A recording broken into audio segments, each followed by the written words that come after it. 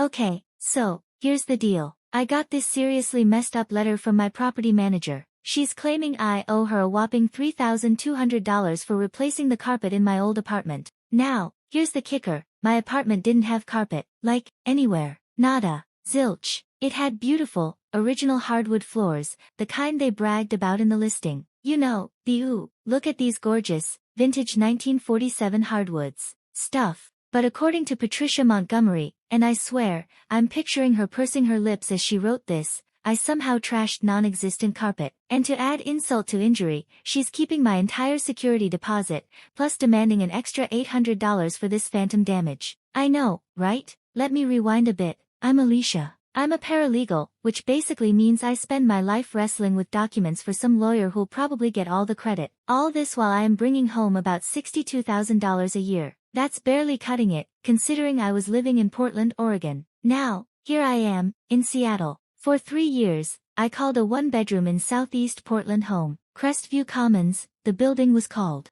Classic 1947 build, 12 units in all, managed by Crestview Property Management. Small operation, maybe half a dozen buildings under their wing. And Patricia Montgomery was the head honcho, a woman of mystery, always rocking blazers that looked a size too big. And forget phone calls or emails, she'd leave behind one of her passive-aggressive notes slapped on my door. The apartment was fine, nothing to write home about. Radiator heat that made the place sound like a haunted house and windows that rattled every time a truck rumbled past. But you know, it had its moments. High ceilings, those original hardwood floors that warned you with a creak when you were sneaking in late, a clawfoot tub straight out of a magazine, and built-in shelves. You know, the kind of place that gets its own TikTok tribute. Those floors were basically the apartment's star attraction. The mysterious landlord, some LLC I never actually met, had obviously dropped some serious cash on restoring them. They were stunning. That perfect shade of medium brown oak, all glossy and gorgeous. Sure, there were a couple of worn spots near the kitchen,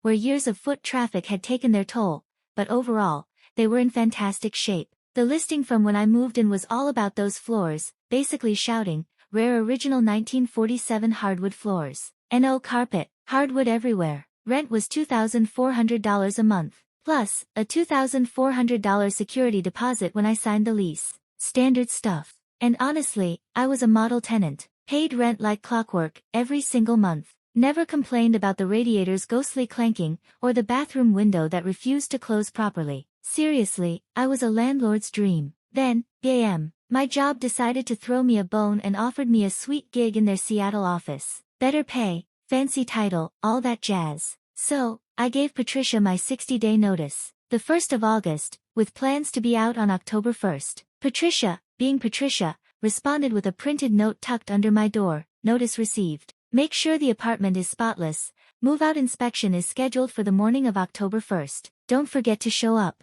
I cleaned that apartment like my life depended on it. I'm talking scrubbing baseboards, shining light fixtures, even getting down and dirty inside the oven. I filled every nail hole and matched the paint. I even used a toothbrush to clean the grout in the bathroom. The hardwood floors gleamed like they were brand new. October 1st rolled around, and I'd already moved most of my stuff up to Seattle. All that was left were cleaning supplies and a sleeping bag. Patricia shows up at precisely 10 a.m. Clipboard in hand, a printed inspection checklist, and her trusty camera. Let's go, she said, all business. No hello, no how was your stay, just straight to the inspection. We went room to room, her snapping photos and scribbling notes. I kept a close eye as she checked the hardwood floors, crouched down, running her hand over them. She zeroed in on those worn spots near the kitchen, snapping close-ups. These floors have some wear, she stated, like it was some kind of revelation. Yeah, but those spots were there when I moved in. It's just where people walk a lot, I explained.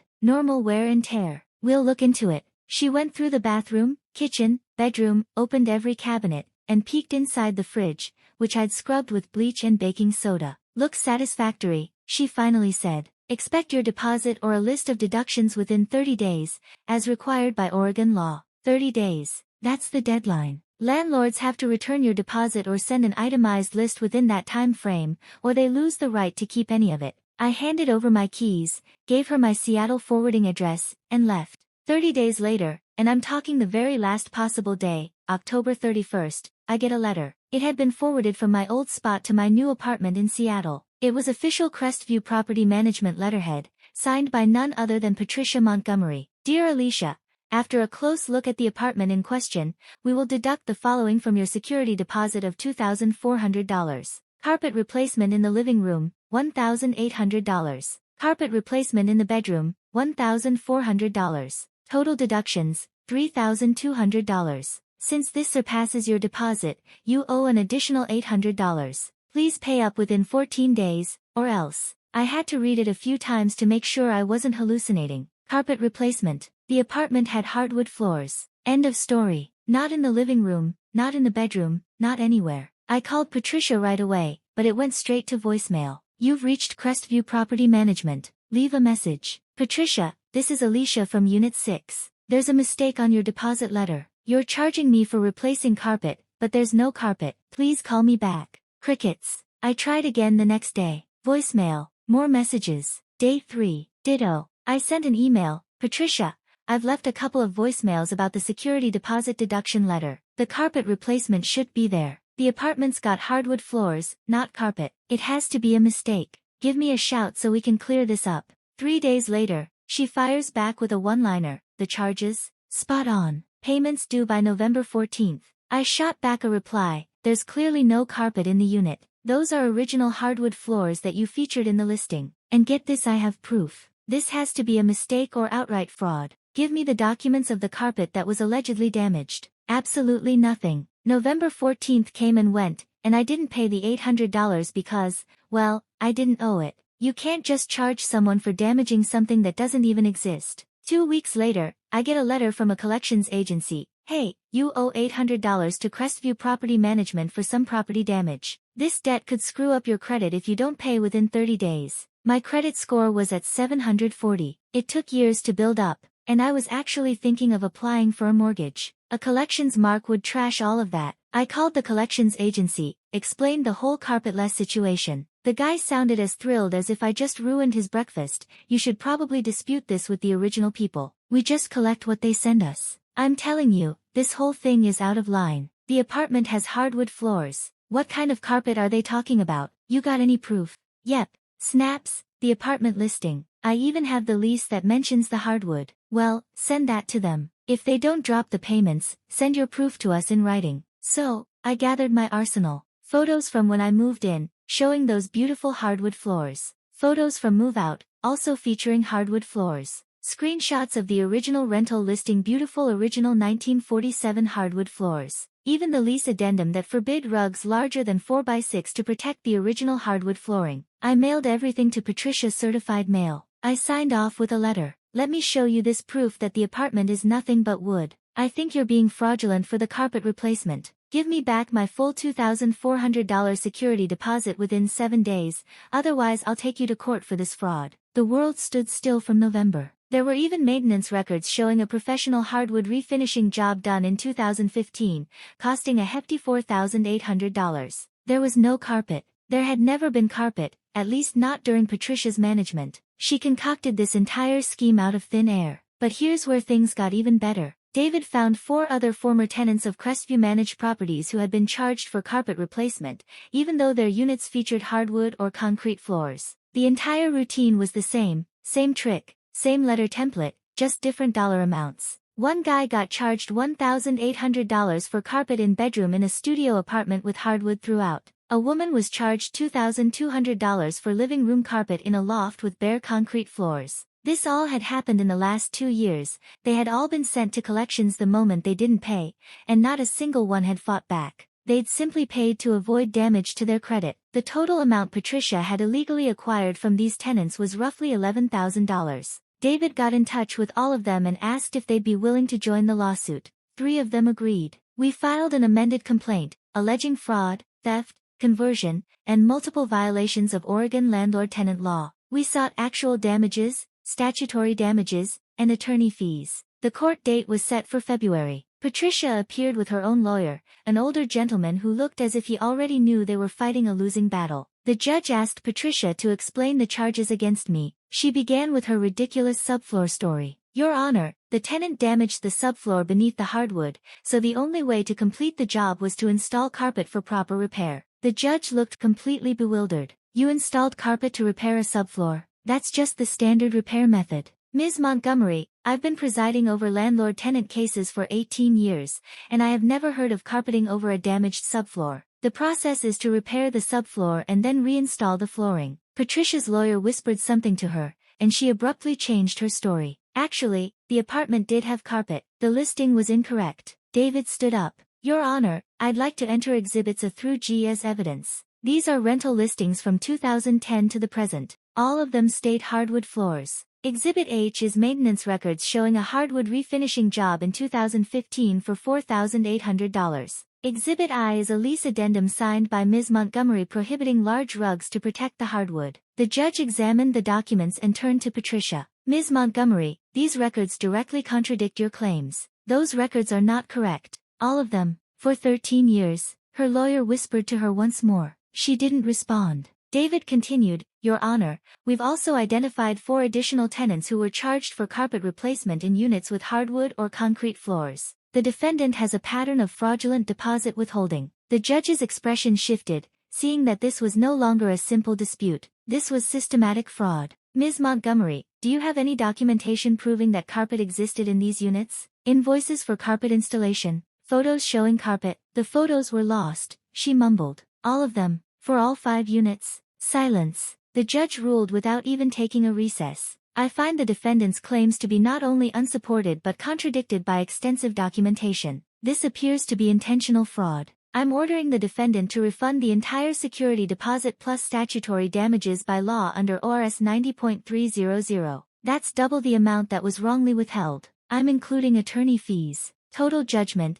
$7,200. That was for my case alone. The other 3 tenants received similar judgments. The grand total across all 4 cases added up to $28,000. Patricia was responsible for paying every cent, not to mention her own legal fees. But there's more. The judge also reported her to the Oregon State Bar, because her actions constituted fraud. She wasn't a lawyer, but property managers can face professional discipline. BOLI launched its own formal investigation and found violations across 12 properties she managed. Wrongful deposit withholding, failure to provide itemized deductions, and fraudulent damage claims were just the beginning. Crestview Property Management lost their contracts with 8 building owners who didn't want to be associated with the liability, and within 6 months, the company closed its doors. Patricia thought she was clever enough to start a new sham property management company under a different name. But her BOLI record is a matter of public record, and every building owner could see her past actions. Word is, she's now working as an administrative assistant at a dentist's office. I received my $7,200, so I cleared off my credit card balances and put the rest toward my house down payment in Seattle. The other 3 tenants got their money too. One of them even sent me a thank you card, saying, I almost just paid it to avoid the hassle. Thank you for fighting. That's exactly what Patricia had been counting on, people not fighting back, paying the fake charges to steer clear of credit damage or the stress of court. She had scammed at least $11,000, that we know of, and probably more from tenants we were not able to reach. All because she thought most people won't waste time fighting over a few $1,000s, they'll just pay and move on. She was wrong. Patricia learned the hard way that fighting back works. Here at Pulse Stories, we believe in tenants' rights. Have you ever been charged for damages you didn't cause by a landlord or property manager? Or have you ever paid a fraudulent fee to simply avoid the hassle? You're not alone. If you're in the unfortunate position being swindled, or are currently being scammed, fight back. Subscribe for more stories of tenants who stood up to dishonest landlords and won. Because sometimes your property manager tries to charge you for carpet where there's only beautiful hardwood floors. And sometimes they'll go as far as to gaslight you into thinking the floors are hiding secret carpet underneath. And sometimes you take them to court and the judge awards you double damages and makes sure that they're never able to manage properties again. Patricia was successful at charging tenants for non-existent carpet until I, a paralegal who actually knew Oregon tenant law, called her bluff. In just 2 years, she made $11,000, but lost $28,000 in judgments, legal fees, and her business. I recovered my security deposit, plus $4,800 in damages and attorney fees. The 3 other tenants achieved justice as well, and every future tenant is safer because Patricia can't manage properties. I left one final Google review after the judgment. 5 stars. Update: Crestview Property Management has been sued for fraudulent carpet charges, and lost. I received the full judgment plus statutory damages. This company tried to charge me $3,200 for carpet replacement in my apartment with hardwood floors. The judge called the fees intentional fraud.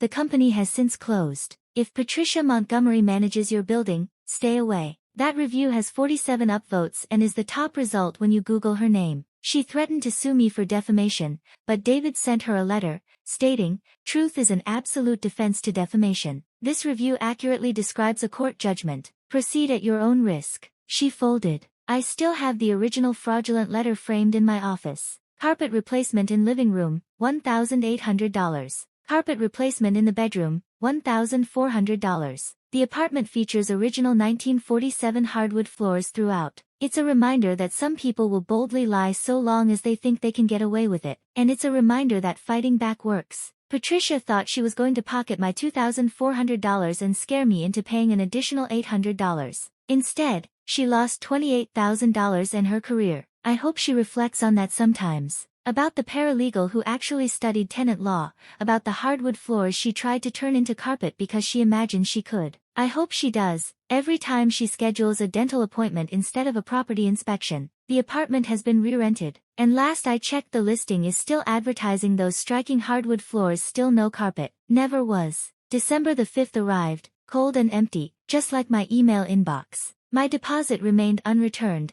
lost somewhere in Patricia's world of excuses. It was time to stop playing nice. I reached out to the Oregon Bureau of Labor and Industries, BOLI, the folks who handle landlord-tenant spats in these parts. I compiled my evidence, snapshots of the immaculate, carpet-free apartment, a copy of the lease agreement that never mentioned anything about carpet, the original listing boasting about the hardwood floors, and Patricia's own bogus letter conjuring up this fictional carpet damage. I sent it all off, hoping for some justice. I also took my grievances public, posting a 1-star review on Google for Crestview Property Management. I kept it blunt and truthful. This company tried to stick me with a $3,200 bill for carpet replacement in an apartment that had hardwood floors. They refused to provide any proof, documentation, or return my deposit despite my evidence of their deception. Now they're coming after me in collections over these phantom damages. Avoid. Hopefully, this would keep others from falling into the same trap. 3 days later, my phone rang. It was Patricia.